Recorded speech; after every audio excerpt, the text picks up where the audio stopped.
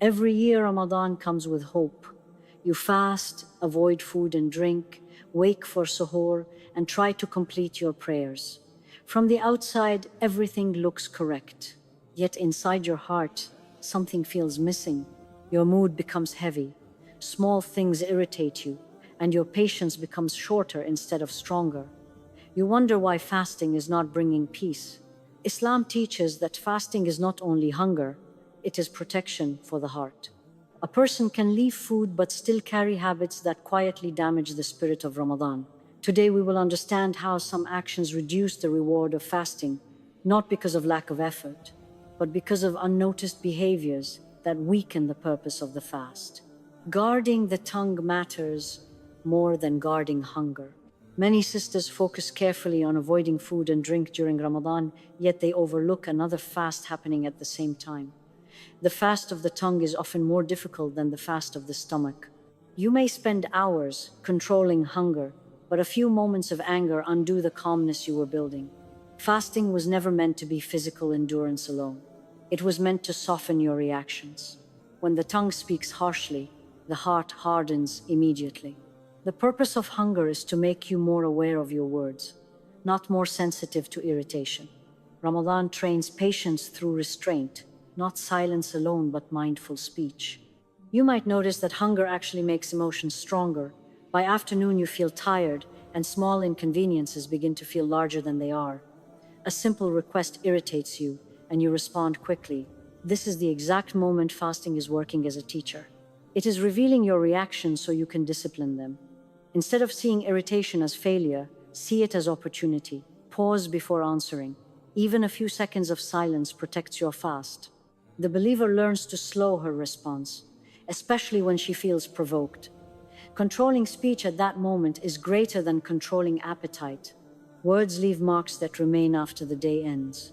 Food affects the body temporarily, but speech affects hearts deeply. A harsh comment can stay in someone's mind long after Ramadan finishes. When fasting leads to hurtful speech, the spiritual benefit decreases. Allah wants your fasting to improve your character. If your hunger makes you sharper with others, then the purpose has been missed. Gentle speech is part of worship. You are not only fasting from food, you are fasting from harming others with words. Complaining is another habit that weakens the fast. You may repeatedly mention how tired, hungry, or overwhelmed you feel. While natural discomfort exists, constant complaining shifts your mindset from gratitude to frustration. Ramadan invites patience and reflection. When you replace complaint with remembrance, your heart changes. Quietly saying dhikr instead of expressing irritation brings calmness. The tongue that remembers Allah softens the entire emotional state. Arguments are especially harmful during fasting. A simple disagreement can quickly escalate because your energy is low. You feel the urge to defend yourself strongly. Islam teaches a beautiful response. Disengage peacefully. Walking away is not weakness, it is discipline. Protecting your fast is more valuable than proving your point. You preserve both your worship and your relationships when you choose calmness over victory. Gossip also quietly damages the fast. Speaking about others, even casually, fills the heart with negativity. You may not intend harm, but repeated talk about people occupies your attention and distracts your soul. Ramadan encourages you to speak less and reflect more. When you reduce unnecessary speech, you notice increased inner peace. Silence becomes healing rather than empty. You can train your tongue through small habits. Before speaking, ask yourself if the words are beneficial. If they are not necessary or kind, consider leaving them unsaid. This simple awareness protects your heart daily. Gradually, patience becomes easier. The tongue begins following the heart instead of controlling it. Remember that fasting is meant to change who you are after Ramadan ends. When you learn to guard your speech now, you carry that discipline into the rest of the year. Hunger ends at sunset, but character remains. Guarding the tongue brings the real sweetness of fasting, a calm heart, peaceful relationships, and closeness to Allah. Social media consumes spiritual energy. After iftar, many sisters finally sit down to rest. The day was long, the body is tired, and reaching for the phone feels harmless. You intend to look briefly, but minutes slowly become much longer. By the time you notice, the evening has passed. Social media is not always wrong, yet unguarded use drains something subtle. Your body relaxes, but your heart becomes busy again. Ramadan was meant to quiet the mind after a full day of fasting. Instead of calmness, constant images and messages refill your thoughts. You stand in prayer afterward, but your attention feels scattered. The heart cannot feel serenity while it remains mentally crowded. The problem is not only content but stimulation. Your brain shifts rapidly from one image to another, from conversations to opinions. This continuous movement prevents reflection. Worship requires stillness. When the mind keeps absorbing new information, it struggles to slow down for remembrance. Even beneficial content in excess can create distraction. Your focus weakens not because you lack sincerity, but because your attention never had time to rest. Spiritual awareness grows in quiet moments, and excessive scrolling removes those moments. You may feel you deserve relaxation after fasting. Rest is important, but not all rest nourishes the soul. Endless viewing often leaves you more tired emotionally. You close the phone, feeling heavy rather than refreshed. True rest during Ramadan often comes from simple remembrance or silent sitting. When you recite Quran slowly or make dua calmly, your heart feels lighter. The soul recognizes what it was created for. Comfort through remembrance lasts longer than comfort through distraction. Another effect appears in comparison. While scrolling, you see others' activities, routines, or gatherings. Without realizing, you begin measuring your Ramadan against theirs. You question your own effort and feel discouraged. Comparison steals sincerity and replaces it with pressure. Your worship becomes about appearance instead of connection. Protecting your heart means limiting exposure to unnecessary comparison. Your Ramadan is between you and Allah, not between you and people. Late evening use also affects your prayer. When your mind remains active until the moment of Salah, concentration becomes difficult. Thoughts from what you watched continue repeating. Your body stands, but your awareness is elsewhere. A few minutes of separation before prayer helps greatly. Putting the phone away and sitting quietly prepares the heart. Presence in prayer increases when the mind slows gradually. You do not need to remove social media entirely. Instead, create boundaries. Choose specific times to check messages and avoid aimless browsing. Even reducing usage slightly changes your focus. You begin noticing how much mental space becomes available. That space allows reflection, gratitude, and calmness to grow. Discipline over small habits brings large spiritual benefits. Filling your evening with beneficial alternatives helps the transition. Listening to Quran, reading a page slowly, or writing a short reflection gives the heart gentle occupation. These actions are not heavy. They are restful in a deeper way. The mind settles because it is not pulled in many directions. Gradually, you start preferring this peace over constant stimulation. Remember that Ramadan nights are limited and precious. Once they pass, they do not return until another year. Guarding your attention is part of guarding your fast. When you protect your evenings from unnecessary distraction, the effect becomes visible. Prayer feels calmer, your patience improves, and your heart feels present. Social media does not need to control your time. When you choose balance, your spiritual energy returns and your fasting feels meaningful. Comparing your Ramadan to others. Many sisters quietly feel pressure during Ramadan when they hear about others' worship. Someone mentions completing large portions of Quran, another speaks about long night prayers, and immediately your heart feels small. You begin questioning whether your Ramadan is good enough. Comparison turns a month of mercy into a month of anxiety. Allah never asked you to measure your worship against another person. He asked you to turn sincerely according to your ability.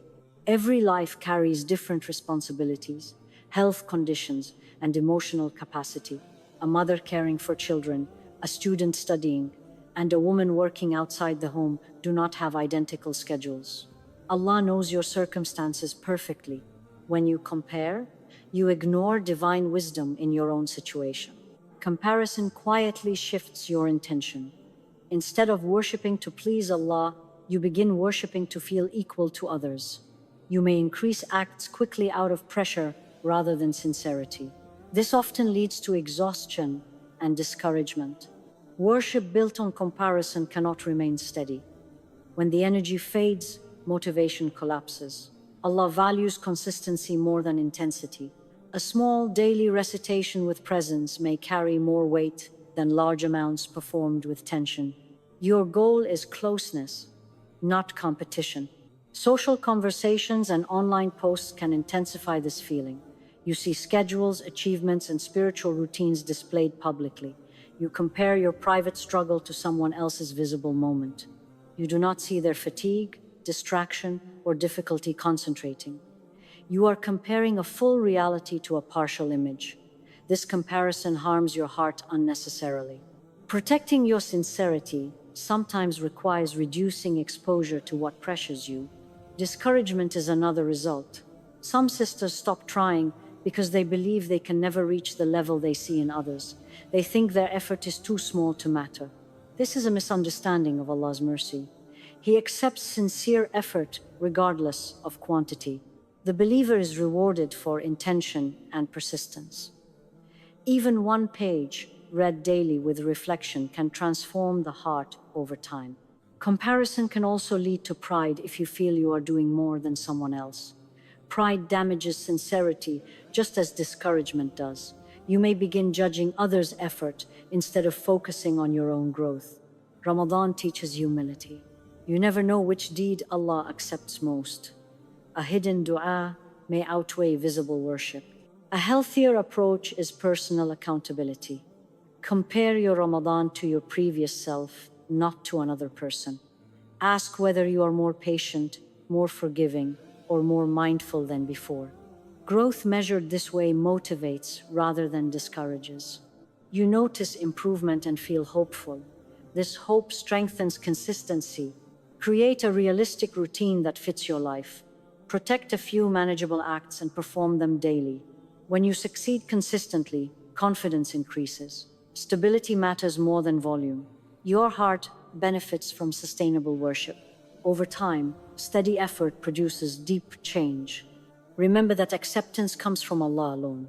People's awareness does not add value, and their achievements do not reduce yours. Your Ramadan is a private journey between you and your Lord. When you release comparison, your worship becomes peaceful again. You stand in prayer, focused not on others but on the one you seek. Holding anger and resentment.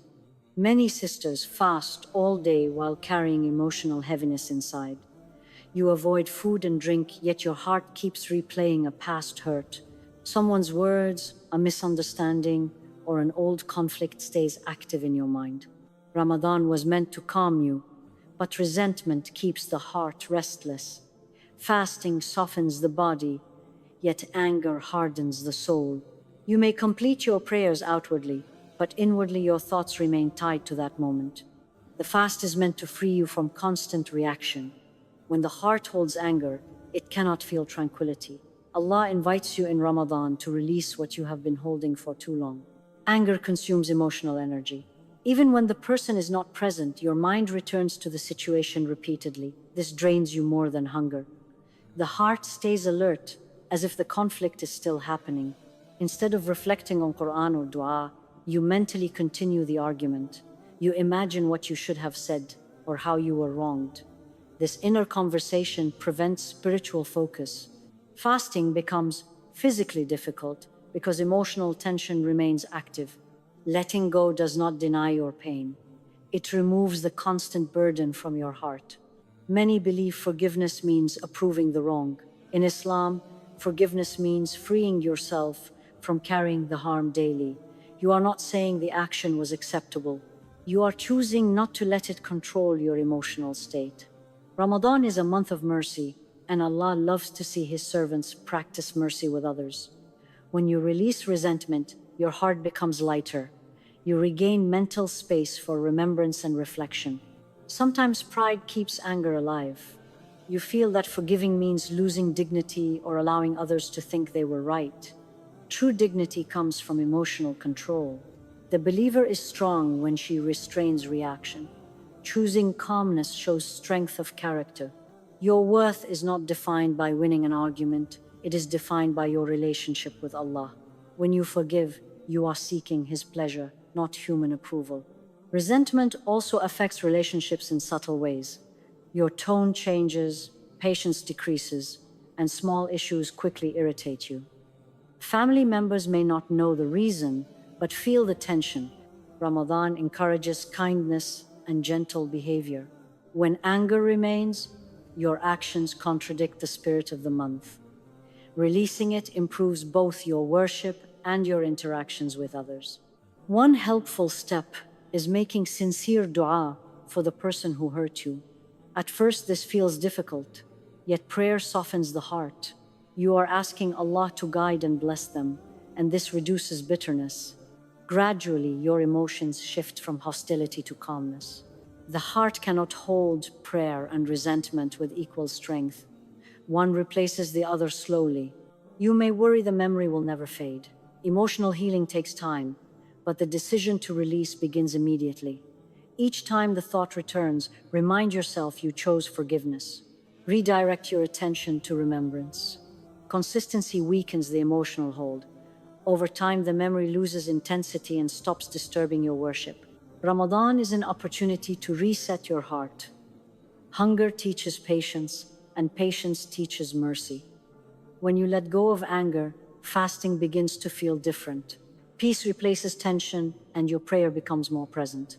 You are not only fasting from food, you are fasting from hostility. By releasing resentment, you allow the mercy of Ramadan to finally enter your heart, turning nights into only food and gatherings. Many sisters spend the entire day waiting for iftar, and once the fast ends, the night quickly fills with activity. The table is prepared, guests arrive, conversations continue, and laughter fills the house. There is nothing wrong with sharing meals or enjoying company. Islam encourages kindness and connection, but sometimes the whole night becomes occupied by social energy alone. When this happens repeatedly, the spiritual purpose of the night quietly fades. Ramadan did not only come to change your daytime hunger, it came to give your nights a special closeness with Allah. If the night passes only in eating and talking, the heart never enters the calm space it was meant to experience. After a full day of fasting, the heart is naturally soft, the body is tired, and the mind is quieter. This moment after sunset is spiritually precious. Instead of protecting that calmness, we often rush immediately into noise and activity.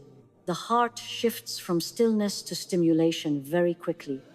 You move from kitchen preparation to serving to hosting without pause.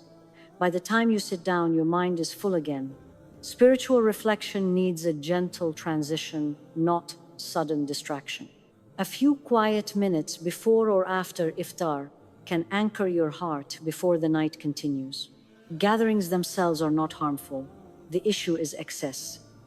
When evenings become filled every single night, your heart has no private space left. Worship grows in moments of privacy. Without quiet time, your dua becomes rushed and your prayer distracted. You may intend to pray longer later, but fatigue arrives first. Social energy drains physical and emotional strength. By the time the house becomes silent, your body seeks sleep instead of worship. Balance protects your ability to remain consistent. Many women also feel responsible for hosting and preparation. The night becomes another extension of daily work. You cook, clean, serve, and organize until you feel exhausted. Instead of feeling spiritually nourished, you feel physically depleted. Ramadan nights were meant to restore you, not drain you. Simplifying gatherings or reducing frequency can protect your energy. You are not removing joy, you are preserving purpose. Conversation itself can quietly occupy the heart. Long discussions, jokes, and storytelling continue late into the night. Hours pass quickly, and you realize little remembrance occurred. The mind remains active with topics of life rather than thoughts of Allah. Even good conversation cannot replace private worship. The heart needs silence to reflect. Without silence, spiritual awareness remains shallow. Another subtle issue appears when meals become the focus of excitement. Attention shifts toward variety of dishes and presentation. Planning and discussing food occupies significant mental space. Ramadan then becomes associated with eating rather than purification.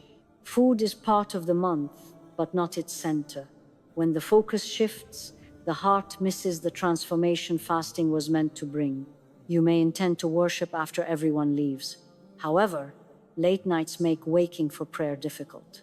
Sleep becomes heavier and morning energy weaker. Gradually, your daily worship decreases because your nights were full. Protecting the night protects the day. When evenings are calmer, mornings become easier. Spiritual consistency depends on energy management. It helps to designate a personal quiet time every night.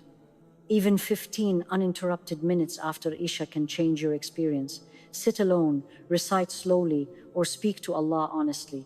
That short moment anchors the heart. You begin to look forward to it. When this habit forms, the night gains meaning beyond activity. You can also include remembrance within gatherings. Gentle reminders, short supplications before eating, or brief recitation create spiritual atmosphere. This keeps the gathering balanced. People leave with both joy and reflection. The goal is not isolation from others, but mindful presence with Allah. Sometimes we fear disappointing others by reducing gatherings. Remember that your relationship with Allah deserves priority. When you explain kindly, most people understand. You are teaching by example that Ramadan is not only social tradition but spiritual renewal. You will notice a difference when you protect your nights. Your prayer feels calmer and your mind clearer. Dua becomes sincere because your heart had space to speak. Instead of finishing the month tired, you feel spiritually refreshed. The quality of worship improves when distraction decreases. Ramadan nights are a gift given once a year. They carry opportunities that cannot be recovered later. Enjoy meals and companionship, but leave room for stillness. When you balance connection with people and connection with Allah, the month begins to transform you deeply. Ignoring small daily worship, many sisters begin Ramadan with big intentions. You hope to read large portions of Quran, pray long night prayers, and change many habits at once. Because these goals feel heavy, you postpone them until you feel more ready. You tell yourself you will start properly soon. Meanwhile, the days pass quickly. Small daily acts feel insignificant compared to the big plans in your mind. Without noticing, you delay beginning at all. Ramadan does not require dramatic change immediately. It requires steady turning toward Allah. Small, consistent worship builds connection gradually. Waiting for a perfect schedule often leads to no schedule. Often the first week becomes adjustment time. You are fixing sleep, organizing meals, and managing responsibilities. You assume you will increase worship later when life settles. But life rarely settles completely. When early days pass without consistent acts, the heart becomes used to their absence. Later, starting feels harder. Habits form quickly, whether good or neglected. Beginning early, even with little, trains your heart gently. Many people wait especially for the last 10 nights. They believe those nights alone will compensate for earlier days. While those nights are precious, they require preparation. The heart cannot suddenly become focused without practice. Daily recitation and remembrance warm the heart slowly. When you reach the final nights already connected, your worship deepens naturally. Without preparation, fatigue and distraction remain strong. You may underestimate small actions. Reading a few verses or making short dhikr seems too little to matter. In reality, consistency matters more than size. Allah loves deeds done regularly. A few minutes daily keeps the heart alive. Large efforts done once may inspire briefly but fade quickly. Small daily worship builds stability and sincerity. Another obstacle is waiting for motivation. You think you must feel spiritual before you act. Faith grows through action, not waiting. When you begin despite low energy, your heart slowly responds. The sweetness you seek often appears after the effort, not before. Action leads emotion. This understanding removes hesitation. Daily worship also anchors your day emotionally. Without it, fasting becomes only physical. Hunger feels heavier and patience weaker. Remembrance gives purpose to the fast. You remember why you abstain and whom you seek. The fast becomes meaningful rather than exhausting. Simple routines help greatly. Choose a fixed moment each day. After Fajr, before sleep, or after a prayer, read a small portion. Linking worship to routine makes it easier to maintain. The heart begins expecting that meeting with Allah. Regularity creates comfort. You may feel discouraged if you miss a day. Instead of stopping, return immediately the next day. Consistency does not mean perfection, it means persistence. Each return strengthens your relationship with Allah. Missing once is not failure. Abandoning completely is the problem. Small worship also affects character. You become calmer, more patient, and more aware of your reactions. Spiritual change appears in daily behavior. Without daily connection, emotional balance weakens. Regular remembrance stabilizes your mood and responses. Avoid comparing your amount to others. Some can do more due to different responsibilities. Allah sees your effort within your life. Your small act may carry great sincerity. Focus on maintaining what you can protect. When you keep daily acts, Ramadan feels different. Peace increases gradually. Worship becomes natural rather than forced. You begin looking forward to those moments. The relationship with Allah strengthens gently but deeply.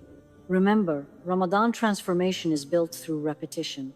One sincere action, repeated daily, shapes the heart more than occasional intensity. Guard your small acts carefully. They are the foundation of lasting closeness with Allah. Ramadan is not meant to make you hungry, it is meant to change your heart. If peace feels missing, it does not mean your fasting failed. It means your focus needs adjustment. Protect your speech, your time, and your intentions. When you guard these, fasting begins to feel different. Allah does not expect perfection, He asks for sincerity. Even small corrections can restore the beauty of the month. Use the remaining days gently and intentionally. The one who invited you to fast wants to give you mercy, not burden you. Turn back to Him, and Ramadan will begin to heal your heart instead of only tiring your body.